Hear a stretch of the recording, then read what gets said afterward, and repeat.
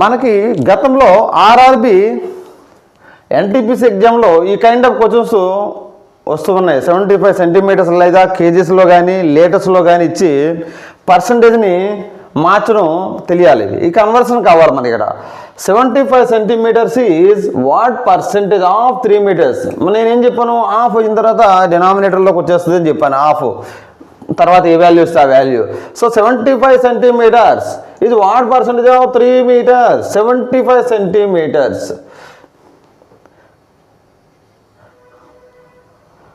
Okay,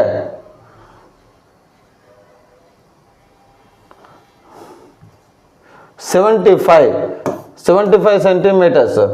3 meters is what? 3 into 1 meter is what? 100 centimeters.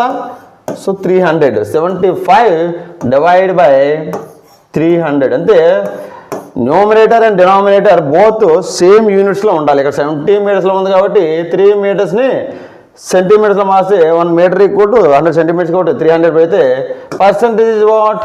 100 3 times. This is what? 325. 25 325 75 25%. This is 75 centimeters. What percentage? 3 meters. ఇది గతంలో RRB పీవైక్యూలో రావడం జరిగింది NTPC ఎగ్జామ్స్లో.